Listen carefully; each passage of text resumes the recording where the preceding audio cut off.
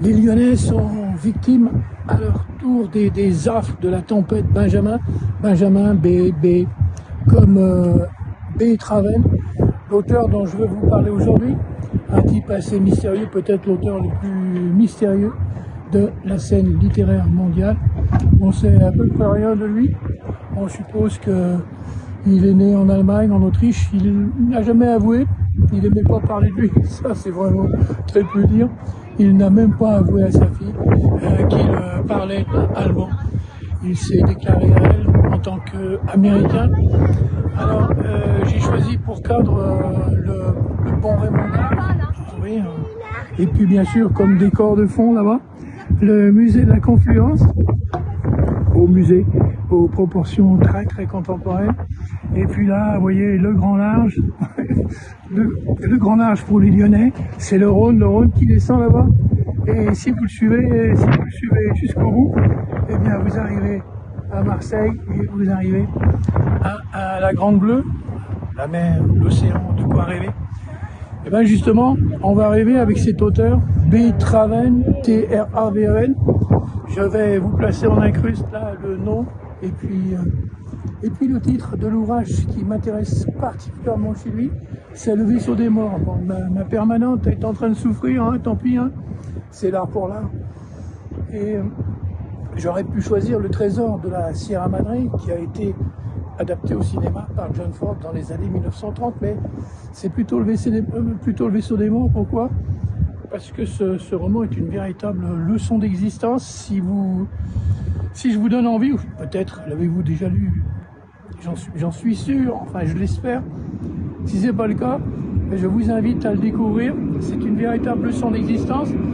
Ils mettent en scène le tramway qui passe et qui fait vibrer le pont sous mes pieds, un peu impressionnant. Ils mettent en scène deux personnages, un Américain qui a perdu ses papiers dans un port quelconque du monde.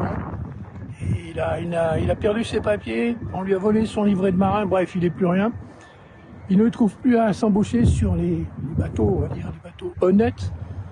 Et il ne lui reste plus comme alternative l'embarquement sur un cargo épouvantable qui s'appelle la Yorick, un cargo affrété par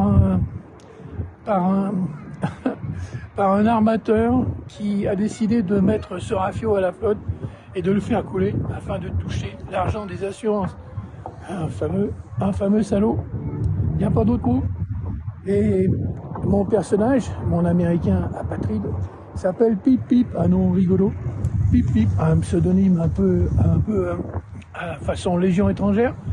Et il va rencontrer sur ce bateau la Yorick, qui est promis au naufrage. Il va rencontrer Stanislas, un Polonais en cavale, et tous les deux, ils vont souffrir 1000 morts. Dans la salle des machines d'un cargo. On est dans les années 1910-1920. Des escarbilles vous sautent au visage du matin au soir. Il fait une chaleur à crever. Bref, Pip Pip et Stanislas sont en enfer, un peu comme mes cheveux aujourd'hui sur mon cuir chevelu. Et pourquoi une leçon d'existence ? Parce que malgré tout, ces deux lascars, ces deux gaillards, vont parvenir à conserver le goût qu'ils ont pour l'existence et ils vont apprécier, on va dire, presque apprécier chaque moment qu'ils vivent dans ce cargo de la mort. Une leçon d'existence, quels que soient les obstacles que vous rencontrez dans la vie, quelles que soient les épreuves que vous traversez, il faut garder l'espoir, il faut garder la pêche, comme Pip Pip et Stanislas.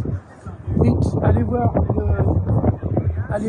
découvrir, allez connaître, si ce n'est pas déjà fait, le Vaisseau des Morts de Beethoven. Ne perdez pas votre